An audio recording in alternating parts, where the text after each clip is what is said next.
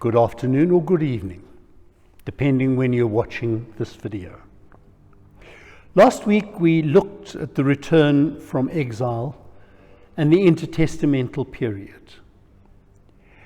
I did cover what God had said to the people of Israel, or what God has to say to us about ourselves, about God, and about others, in terms of the exile. And probably little new could be added from the period of the return. One could say more about the intertestamental period, but I want rather to move on and to look today at the book of Genesis. When we began this series, we began at the book of Exodus with the story of the Exodus out of Egypt and the journey towards the promised land. We began there simply because the Exodus is that point at which Israel effectively is called into being as God's holy nation. And it is the covenant at Sinai that follows the Exodus from Egypt that forms the central focus of Israel's self-identity. So having skipped over the book of Genesis at the beginning of the series, I now want to return to it. It contains some of the best known and yet most misunderstood passages in the Bible. The kernel of the book probably originated during or slightly after the exile. The creation stories, the Garden of Eden, the story of the flood, all have clear links with Babylonian stories, and may even at times show dependence on the Babylonian texts. Two key texts from the Babylonian era, the Enuma Elish and the Gilgamesh epic, cover those same stories in great detail. We do not have time to look at those stories, but what is significant is what the writer of the book of Genesis has done with those texts. It is an act of divine inspiration. The book of Genesis begins with the story of creation, of how in the beginning God creates a world and chooses him to involve himself in the unfolding events of history. It is not, and I want to emphasize, it is not, as some will tell you, a test of faith, requiring that you believe an account of creation that flies in the face of all scientific and historical evidence to the contrary. It is not, as Lewis Carroll has the Red Queen or the White Queen, I can't remember which one, in the book of Looking Through the Looking Glass, saying to Alice about believing 6 impossible things before breakfast.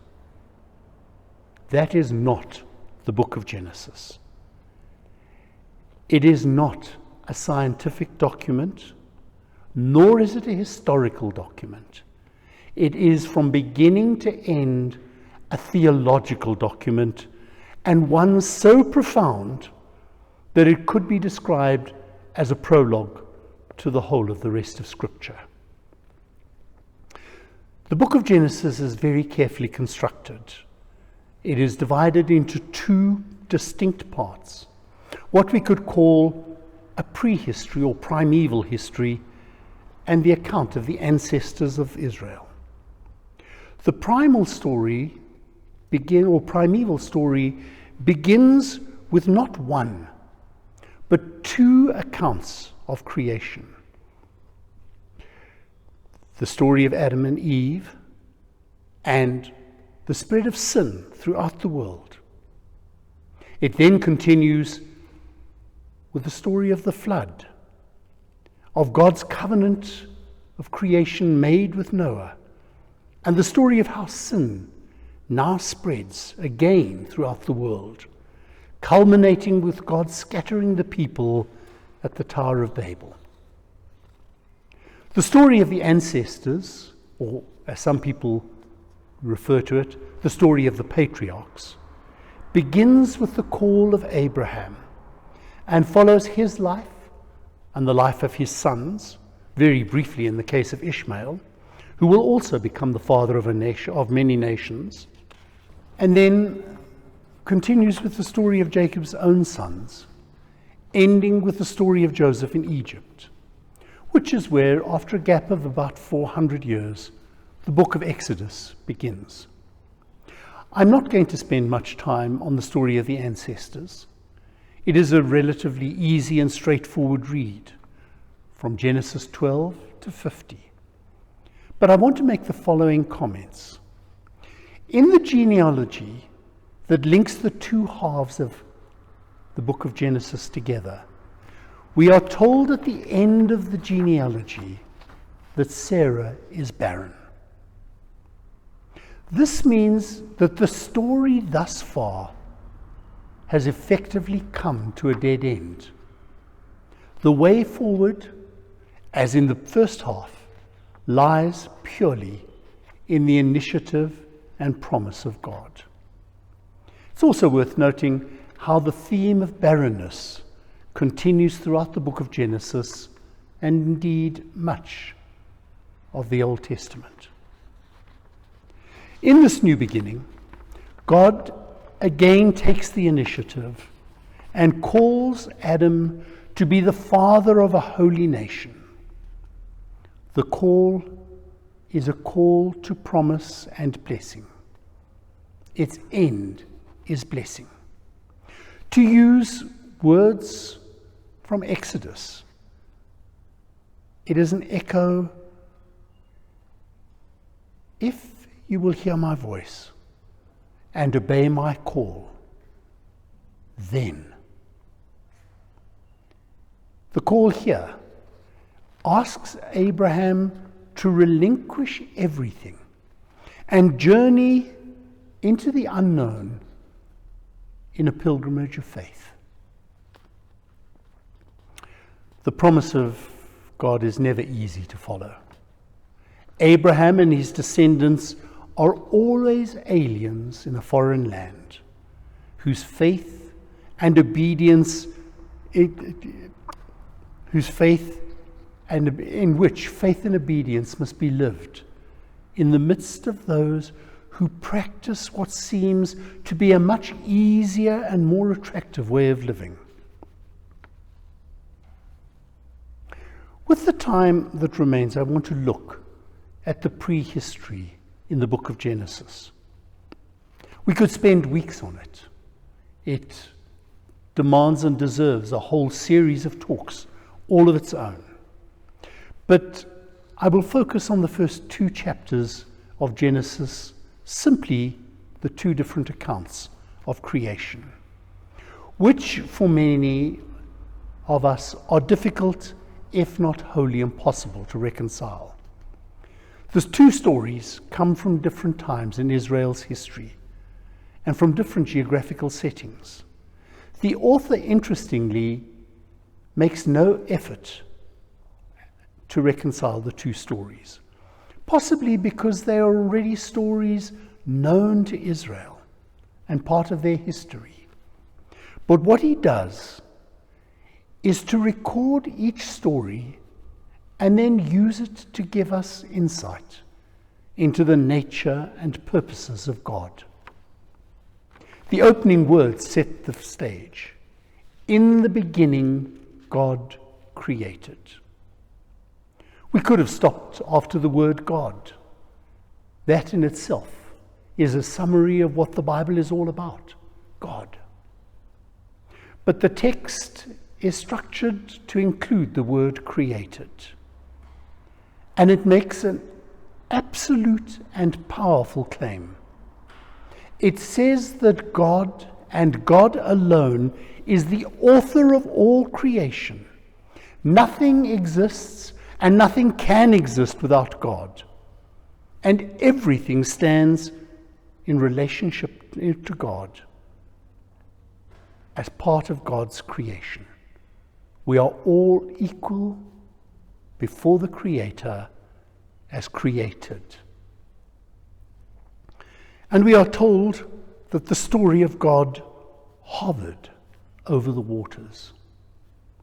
The Hebrew word used there is a fascinating word, because it is used again in the book of Deuteronomy to describe God's ongoing, hovering care and love for the people of Israel. Used here, it is saying to us that God loves and cherishes and cares for his creation. I would love to be able to go into the story of the order of creation and how it has been structured so carefully. I would love even more to be able to explore the story of Adam and Eve and the nature of sin that is revealed in that story, but time does not allow it. So I want to confine myself just to a couple of comments about the creation of humankind on the 6th day and on the 7th.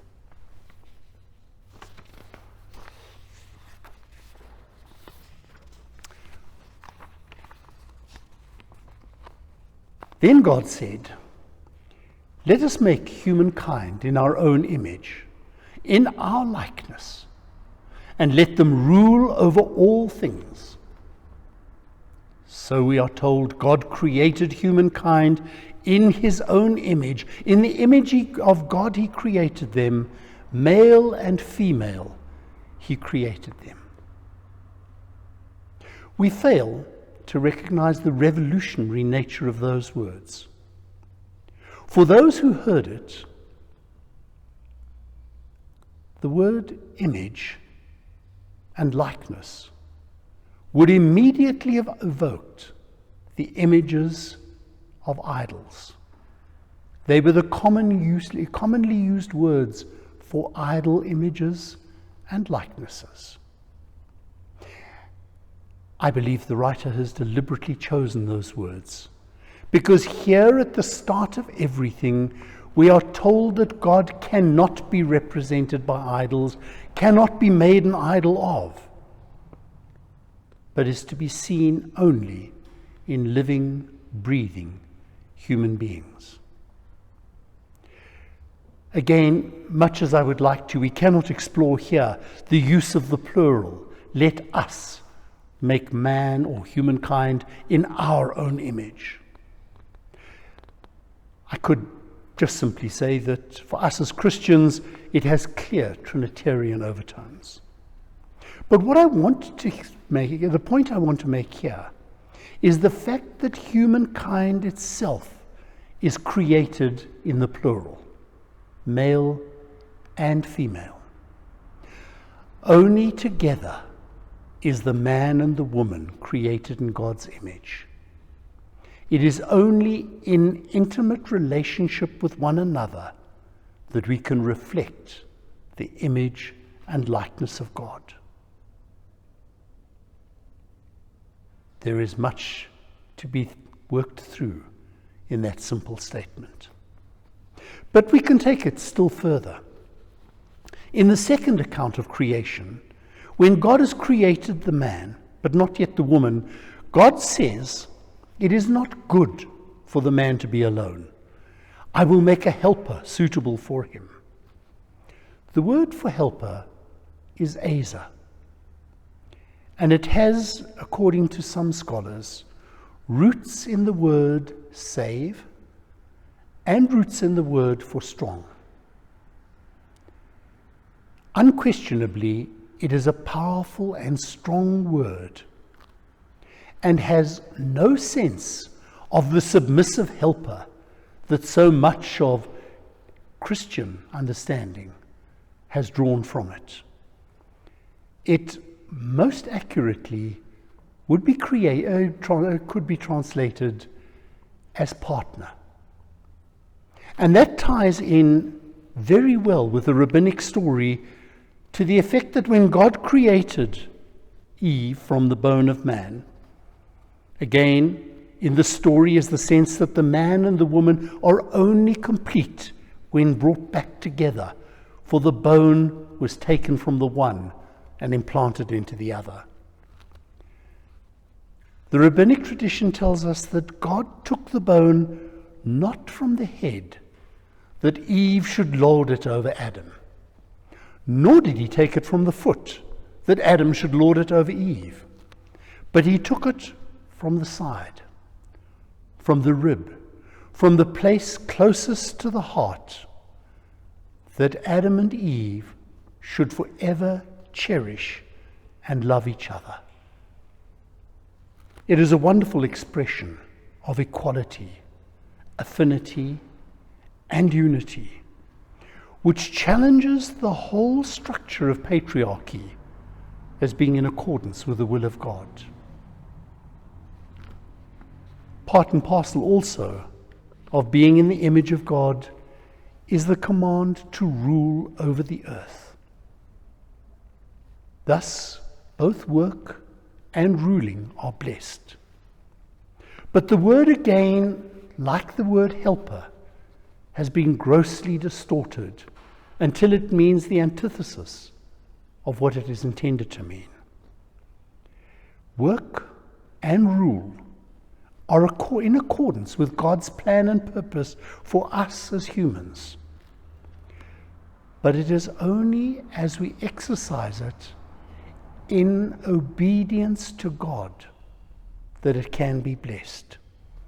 We are simply God's creation, placed on earth as part of the creation, but placed on earth to serve as God's vice-regents, nurturing and furthering God's plans and purposes for all creation. We are to rule in the same way as the king of Israel was intended to rule, as a vice-regent of God, exercising God's will and ensuring God's care for all creation. Another little gem on the theme are the words quoted by Jesus from the book of Genesis. For this reason, a man will leave his father and his mother and be united with his wife, and they will become one flesh. Again, we are confronted by the image of two being made one in the image of God. It is also a profound challenge to the concepts of polygamy and serial marriage that lie at the heart of so much of history and modern life. For this reason, the two shall become one, and become, in their oneness, the visible image of the invisible God. Human beings may be the crown of creation, as both stories in different ways tell us. But they are not the goal of creation. The creation story does not finish on the sixth day, as so often we tend to assume. We are told in the Hebrew that on the seventh day, God created the Shabbat. He rested. And the Hebrew word for finished is Shabbat. The text implies that God brings everything to completion and perfection in the creation and space of the Shabbat. Significantly, the Shabbat is blessed by God and called holy. And it is the first time that the word Shabbat, good, holy, is attributed to anything in the Bible. As God created, he saw that what he had done was good. At the end of the sixth day, he sees that everything is now very good. But in the seventh day, the Shabbat is blessed and things are made holy. The words describing how God made holy the Sabbath is reminiscent of the ancient word used for the consecration of temples. It tells us that God has no need for a temple. The whole universe is God's temple. And again, it speaks to us of the importance of treating all creation with reverence, and of our task of nurturing God's creation for God. But it goes further. It says to us that Sabbath is written into the very rhythm of the cosmos.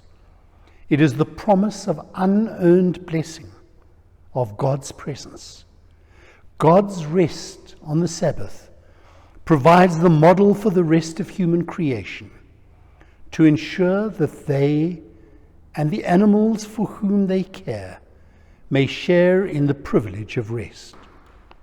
Sabbath invites us into a time of rest, into which we are drawn afresh into extended periods of intimacy with God, a space allowing us to be reshaped in relationship with God, with ourselves, with others, and with all creation. Thank you for watching this installment in our series. We hope you found it helpful and informative, and wish you a blessed week ahead. Thank you once again for joining us. Bye-bye.